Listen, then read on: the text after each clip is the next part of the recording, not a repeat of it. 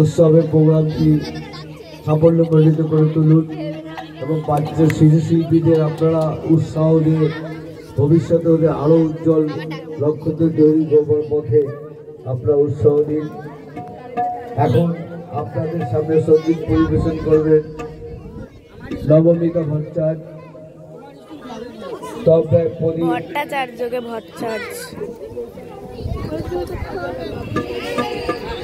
প্রবীণ দাস, তবলায় প্রবীণ দাস এবং সঙ্গীতে শিশু শিল্পী নবমিতা ভট্টাচার্য।